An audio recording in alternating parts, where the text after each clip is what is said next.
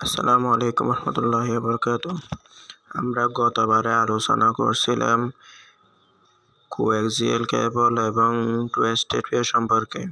আজকে আমরা আলোচনা করব ফাইবার অপটিক সম্পর্কে। আমরা এখন দেখব ফাইবার অপটিকের চিত্রটা কেমন। ফাইবার চিত্রটি এরকম এই ধরনের। আরেকটা কথা, আমি এখানে দেখেন বেশিরভাগ কোণটা উজ্জ্বল হচ্ছে, আলোটা উজ্জ্বল হচ্ছে। আমি আরেকটা উদাহরণ দিয়ে বলে আপনারা মনে রাখতে পারবেন। বর্ষাকালে মূলত বৃষ্টিপাত হয়, দেখবেন তখন অনেক মেঘ গর্জন করে। মেঘ গর্জন করার সময় আমরা জানি প্রথমে মেঘ গর্জন করে, তারপর বিজলি আসে।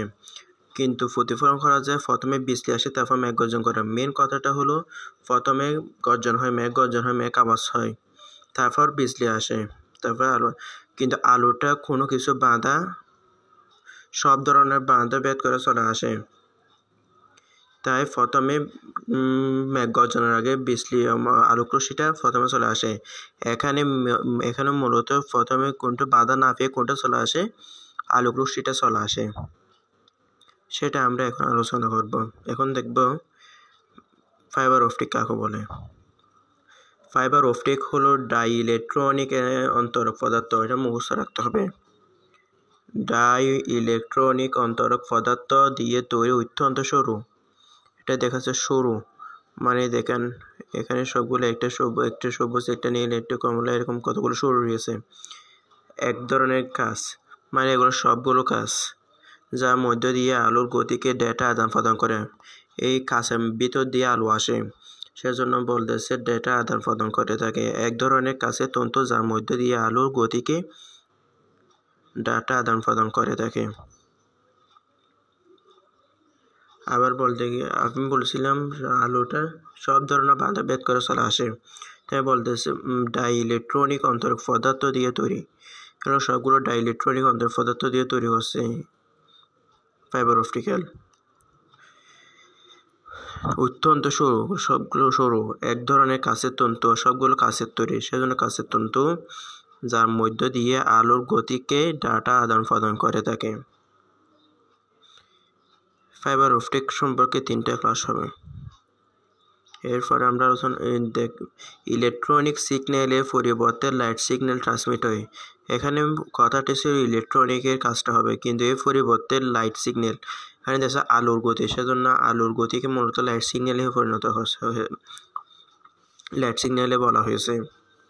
ইলেকট্রিক সিগন্যালের পরিবর্তে লাইট সিগন্যালে ট্রান্সমিট হয়। ইনফ্রারেড আলোর একটি রেঞ্জের ভিতরে। ইনফ্রারেড আলো এটা হলো চুম্বক ধরনের গতি, এক ধরনের চুম্বক ধরনের গতি যার মাধ্যমে ডেটা আদান প্রদান করে চুম্বকের মাধ্যমে। ইনফ্রারেড আলোর একটি রেঞ্জের গতি ভেতরে। এগুলো সবগুলো হলো ডাইইলেকট্রনিক অন্তরক পদার্থ। আর ইনফ্রারেড গতির আলো, এই আলোগুলো যাচ্ছে, এই আলোগুলার ভেতরে একটি রেঞ্জের ভিতরে, আলোর একটি রেঞ্জের ভিতরে এত ন্যানোমিটার, 1300 থেকে 1500 ন্যানোমিটার দিয়ে সিগন্যাল দীর্ঘ পুরুত্ব নেওয়া যায়। কত ন্যানোমিটার আলোগুলো, কত ন্যানোমিটার, মূলত ভিতরের রেঞ্জে 1300 থেকে 1500 ন্যানোমিটার দিয়ে সিগন্যাল দীর্ঘ পুরুত্ব নেওয়া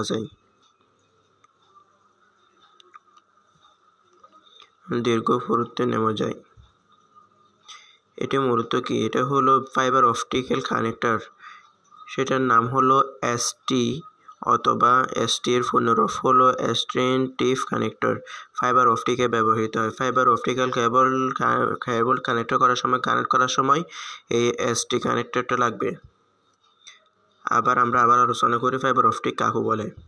ফাইবার অপটিক হলো ডাইইলেকট্রনিক অন্তরক পদার্থ দিয়ে তৈরি অত্যন্ত সরু এক ধরনের কাছের তন্তু যার মধ্য দিয়ে আলোর গতিকে ডাটা আদান প্রদান করে থাকে। ইলেকট্রনিক সিগন্যালের পরিবর্তে লাইট সিগন্যালে ট্রান্সমিট হয়। ইনফ্রারেড একটি রেঞ্জের ভিতরে 1300 থেকে 1500 ন্যানোমিটার সিগন্যাল দীর্ঘ পুরুত্ব নেওয়া যায়। আজকে এই পর্যন্ত। আগামী পর্বে আলোচনা করব ফাইবার অপটিক্যাল গঠন সম্পর্কে।